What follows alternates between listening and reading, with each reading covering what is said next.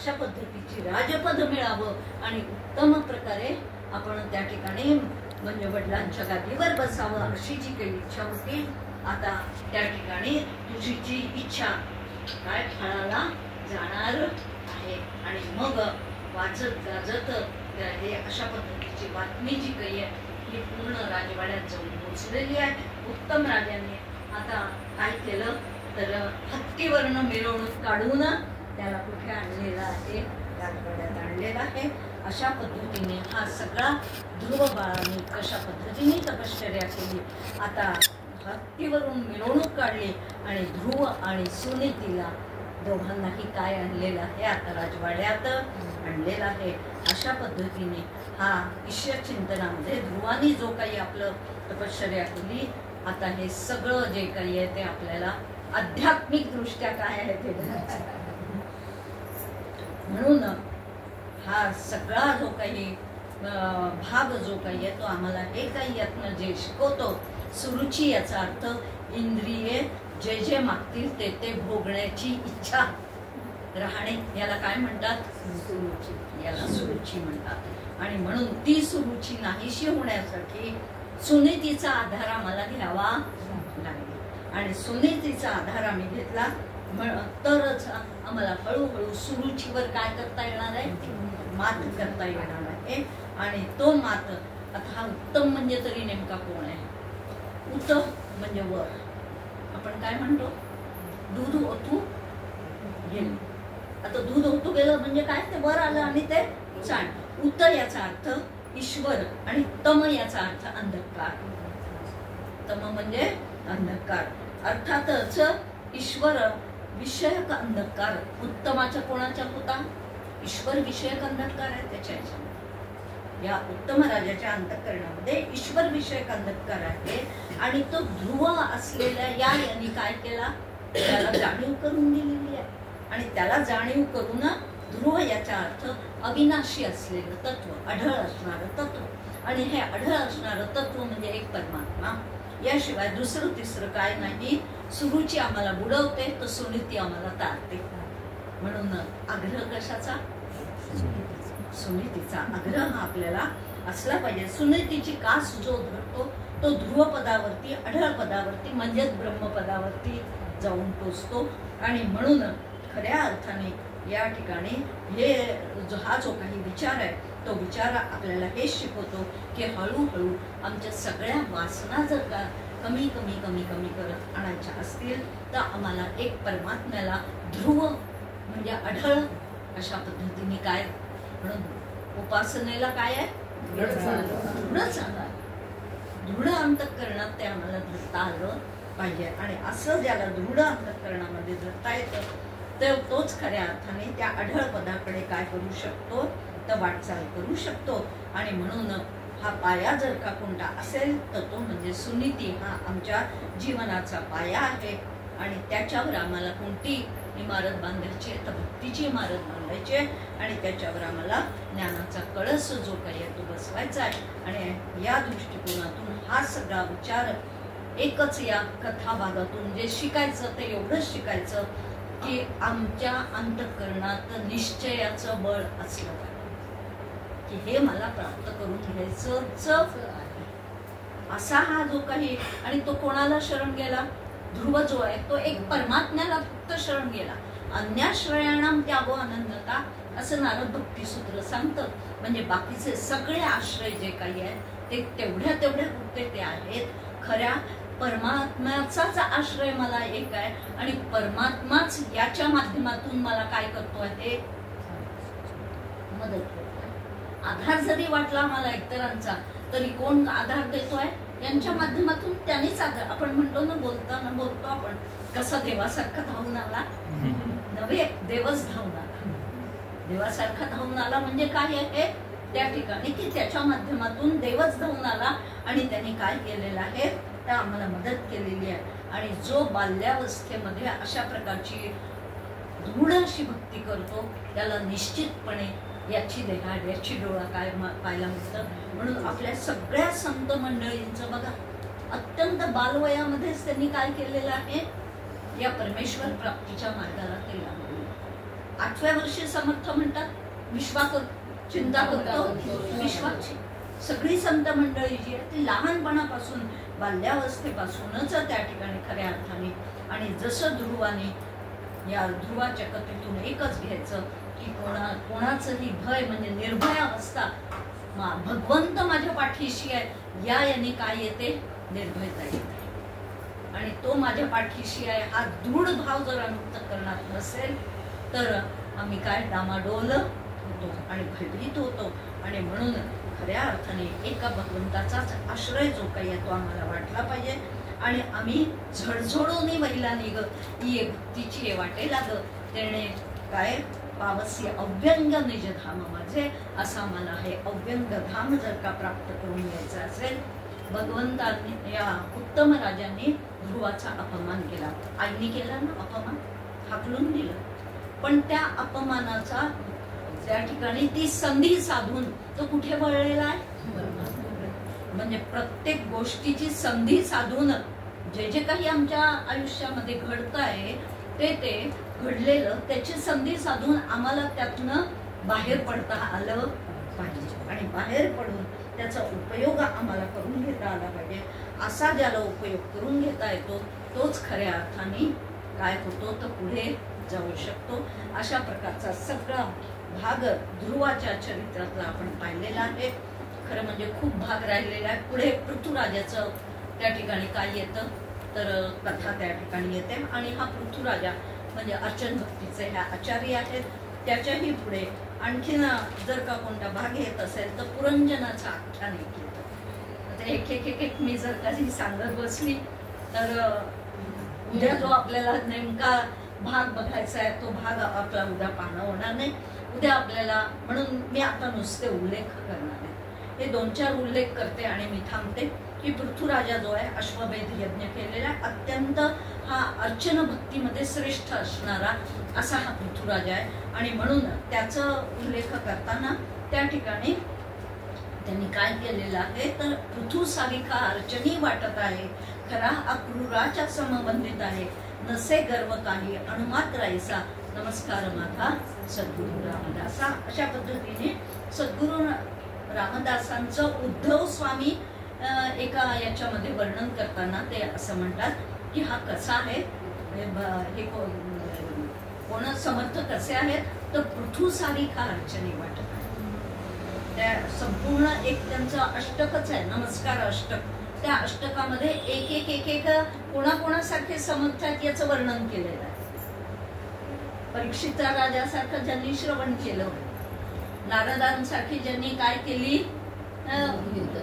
कीर्तन भक्ती केली, प्रल्हादासारखं ज्यांनी स्मरण केलेलं आहे, असं एक करत करत ते अष्टक जे काही आहेत की त्या ठिकाणी नमस्कार बाजा सद्गुरु रामदासा. आणि म्हणून खऱ्या अर्थाने पृथ्वीराजा जो आहे तो पृथ्वीराजाने सगळ्या प्रजाजनांचं हित व्हावं यासाठी गावागावामध्ये गल्ल्यांमध्ये मंदिर स्थापन केली. मंगलमय वातावरण झालं पाहिजे आणि मंगलमय वातावरण होऊन पूजा अर्चा ठिकठिकाणी झाल्या पाहिजेत. आणि त्याहून भगवंताला प्रसन्न जर का करून घेतलं तर राज्य आपलं सुरळीत चालेल या भावनेने त्या पृथ्वीराजांनी या अशा प्रकारचं कार्य केल्यामुळे त्याला काय तर अर्चन भक्तीचा आचार्य म्हणून त्याला म्हटलं जातं. आणि मग नंतरचा विचार येतो तो पुरंजनाचं आख्यान येतं. आणि पुरंजन नेमका कोण आहे तर जीव म्हणजे पुरंजन आहे, त्याचा मित्र म्हणजे शिव आहे वगैरे वगैरे ती कथा येते. आपण पुन्हा केव्हा तरी ह्या सगळ्या गोष्टी ज्या काही आहेत या पाहण्याचा प्रयत्न करूया. पुढे जी कथा येते ती प्रियव्रताची कथा येते. त्या प्रियव्रताच्या कथेमध्ये त्या ठिकाणी भरतराजाची गोष्ट येते. त्याच्या वंशामध्ये झालेला जो भरतराजा, जड भरताची गोष्ट सगळ्यांना बहुतेक माहिती आहे. आणि म्हणून जड भरताची कथा माहीत असल्यामुळे खूप काही सांगण्यासारखं आहे. त्या कथेमध्ये सुद्धा खूप काही सांगण्यासारखं आहे. पण ते चरित्र जे काही आहे ते इतकं मोठं आहे. फक्त एवढंच त्यातनं आपण लक्षात घ्यायचं की हा जो काही जड भरत जो आहे तो सुरुवातीला त्या ठिकाणी त्याच्याही अंतःकरणात वास्तविक पूर्ण त्यांनी काय सोडलेलं होतं, राज्य सोडलेलं. आणि वनामध्ये तो आलेला होता तपश्चर्या करायला. सगळ्याच राजांच्या बाबतीमध्ये अशा प्रकारचं कथानक आपल्याला पाहायला मिळतं.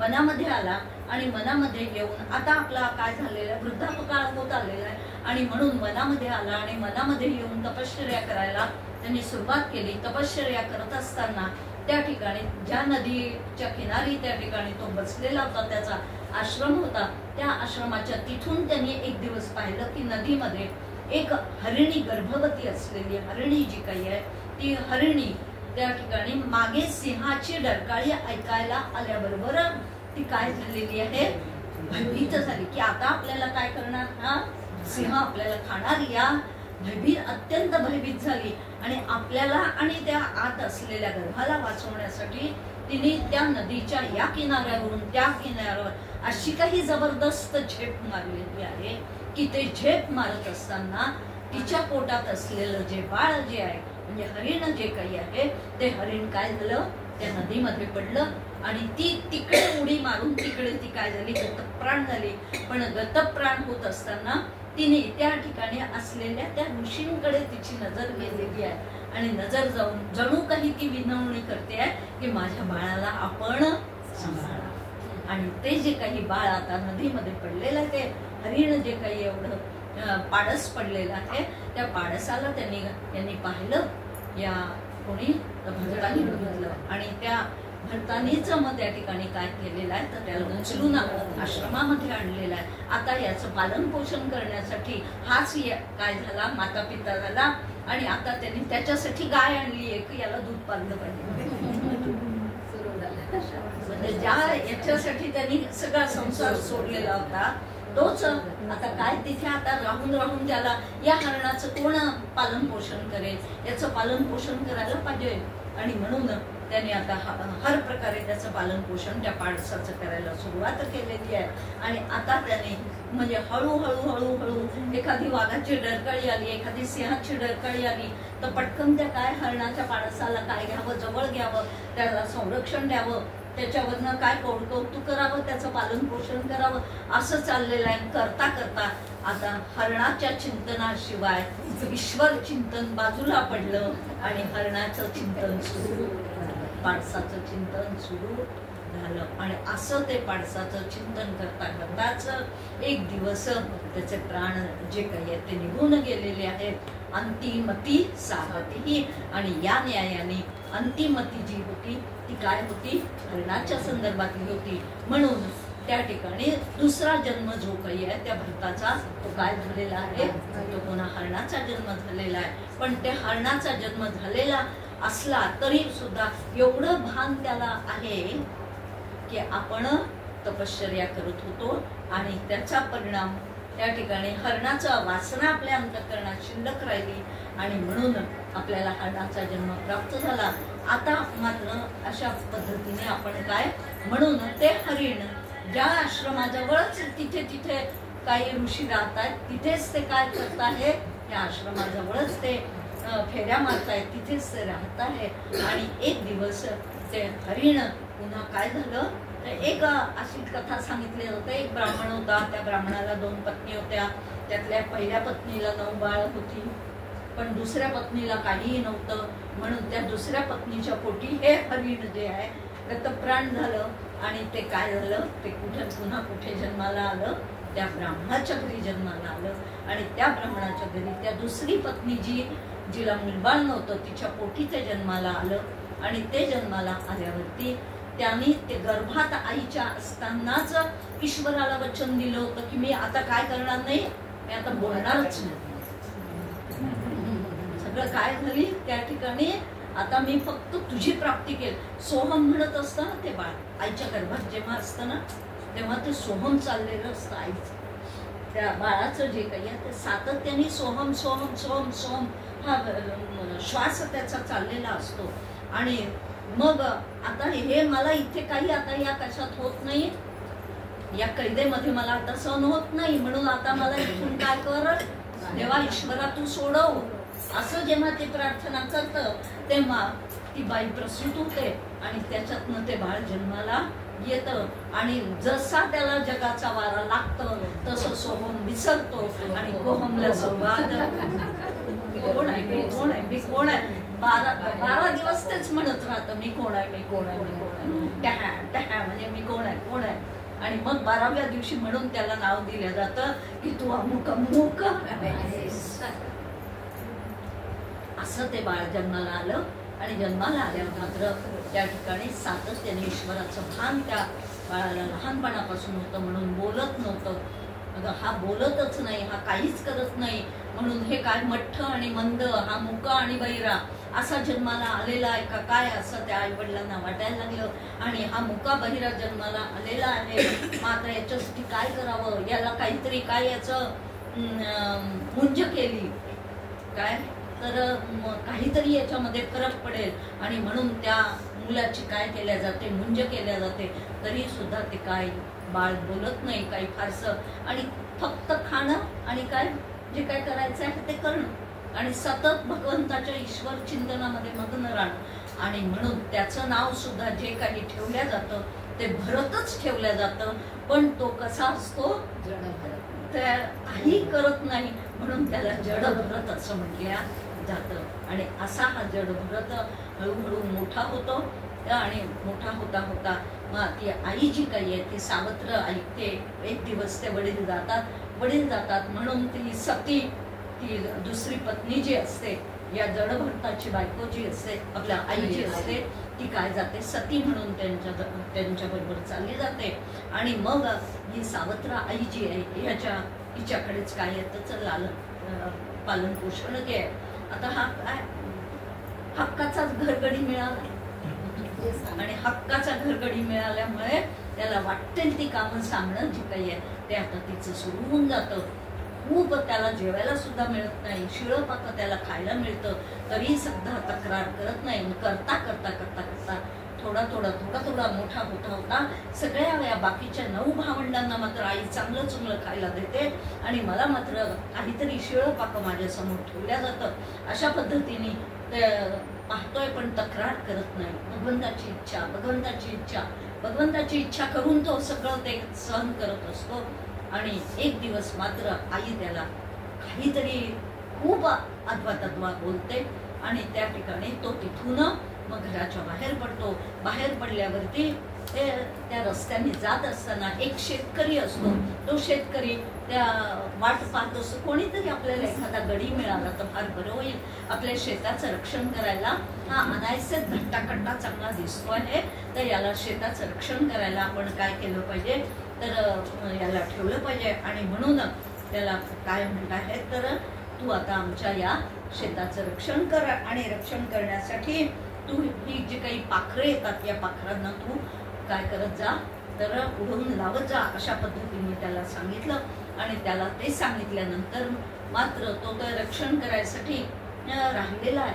पण त्याला सगळीकडे आता तो भगवंतच दिसतो, म्हणून पशुपक्षी येतात आणि ती काय खाऊन जातात, त्या कणसामधले दाणे खाऊन जातात, पण हा काही त्यांना उडवत नाही, कारण काय भगवंतच खाऊन जातोय त्यांच्या रूपाने, असं त्याला काय ते ज्ञान झालेलं असतं. आणि त्या ज्ञानाच्या बळावरती त्या ठिकाणी तो काय करतो, तर त्यांना खाऊ देतो.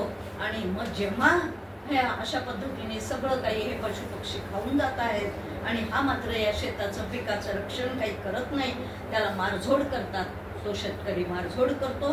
त्याची अवस्था कशी झालेली असते, कांदा मुळा भाजी अवघी मिठाई माझी, अशा प्रकारची त्याची अवस्था झालेली असते. आणि त्यामुळे तो आता तिथून सुद्धा हाकलला जातो.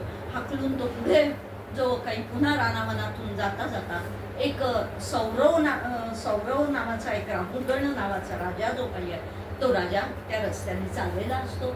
आणि त्या रस्त्याने चाललेला असताना 3 भोई त्या राजाला आपल्या याच्यामध्ये बसवून, पालखीत बसवून नेत असतात. त्यातला एक भोई जो काही आहे तो मात्र नेमकाच त्याची तब्येत बिघडते, आणि तब्येत बिघडल्यामुळे आता चौथा कोणीतरी पाहिजे.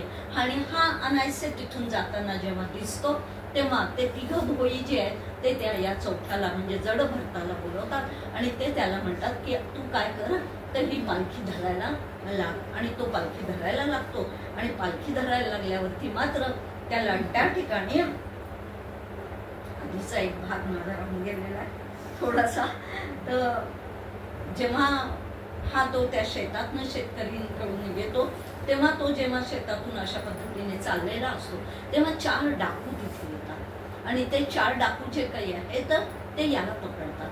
हा त्यांना काहीतरी मोजणी करता येते. जो काही माल आणलेला आहे, सोनं नाणं पैसा अडका जो काही आणलेला आहे तो पाहतो हा की यांनी काय केलेलं आहे, हे चोरून आणलेलं आहे, हा काहीतरी बोलेल, हा आपल्याला उघडकीला आणेल. तर त्यांना एक बळी द्यायचा असतो देवीला, आणि देवीला बळी द्यायचा असल्यामुळे ते त्या ठिकाणी याला पकडतात की हा चांगला धट्टाकट्टा आहे, देवी काय होईल, खुश होईल. आणि म्हणून देवीला बळी देण्यासाठी जिथे कुठे ते राहतात आणि जिथे त्यांची देवी असते त्या देवीकडे ते घेऊन जातात आणि घेऊन जाऊन याला पूर्णपणे नाऊमाप घालतात आणि त्याला हार बीर घालून आता काय करायचं, देवीला याचा बळी द्यायचा, शिरच्छेद याचा करायचा. आणि अशा पद्धतीने शिरच्छेद करायला ते जेव्हा लागतात तर तेव्हा त्या म्हणजे तलवारा एक जण घासतच असतो, धार करत असतो. आणि ती धार करत असतानाच आता याला मान याची वाकवली आणि याच्यावरती आता काय करणार आहे, ते तलवार चालवणार. तेवढ्यात ज्या देवीला बळी देणं चाललेलं असतं ती देवीच जी काही आहे ती देवीच त्यातनं त्या मूर्तीतून प्रगट होते आणि प्रगट होऊन त्या ठिकाणी त्या तलवारीने या डाकूंना ती ठार मारते आणि याला मात्र ती वाचवते. आणि जशी याला वाचवते तसं अचानकपणे आतापर्यंत न बोलणारा हा जडभरत जो आहे तो मोठ्यांदा त्या ठिकाणी देवीचा जय जयकार करायला लागतो आणि तो म्हणायला लागतो, श्री अंबे जगजननी अंबे, श्री अंबे जगजननी अंबे, उदो उदो अंबे, उदो उदो अंबे, चंडमुंड मर्दिनी महिषासुर मर्दिनी. म्हणायला लागा, चंडमुंड मर्दिनी महिषासुर मर्दिनी, हे अंबे जगजननी अंबे, हे अंबे जगजननी अंबे, उदो उदो अंबे, उदो उदो अंबे, उदो उदो अंबे, उदो उदो अंबे, हे अंबे जगजननी अंबे, हे अंबे जगजननी अंबे, उदो उदो अंबे, उदो उदो अंबे, उदो उदो अंबे, उदो उदो अंबे, हे अंबे जगजननी अंबे, हे अंबे जगजननी अंबे, उदो उदो अंबे, उदो उदो अंबे. अंबा माता की जय. एक थीम मिळाली आहे बरं का तुम्हाला, एक थीम मिळाली आहे तुमच्या कलाभिषेक संस्थेला. हा जो काही अशा प्रकारचा प्रसंग आहे तो तुम्ही निश्चितपणे बसवू शकाल आणि त्यातून तुम्हाला अशा पद्धतीने वेगवेगळ्या माध्यमातून तुम्ही या कलाभिषेक यांच्या सादरीकरण जे काही केलं त्याला मी गेले होते आणि म्हणून मी काल यांच्याशी बोलते सुद्धा की 2-3 काही लेख लिहिलेले आहेत या संदर्भामध्ये, संवाद लिहिलेले आहेत, ते सुद्धा तुम्हाला बसवता येतील. ते तुम्ही आवर्जून बसवा अशी माझी आपल्या चरणाशी विनंती आहे. आता ही सुद्धा कथा जी काही आहे ही सुद्धा तुम्हाला एक थीम या दृष्टिकोनातून की देवी कशा पद्धतीने रक्षण करते आणि खराच जो भक्त असेल तर त्या भक्ताचं रक्षण केल्याशिवाय राहत नाही, अशा प्रकारची ही थीम आपल्याला, हे प्रसंग आपल्याला रंगवता येतात. आणि मग त्याच्यानंतर तो जो जेव्हा पुढे जायला लागतो तर त्यावेळेस मात्र हा सौवीर देशाचा राहुगण नावाचा राजा आणि तो कपिल मुनींच्या दर्शनासाठी निघालेला असतो आणि कपिल मुनींच्या दर्शनासाठी निघालेला असताना एक भोई आजारी पडतो आणि म्हणून याच चौथा भोई म्हणून याला काय केलं जातं तर तिथे पाचारण केलं जातं. आणि आता तो काय होतोय चौथा भोई म्हणून तिथे काम करतोय.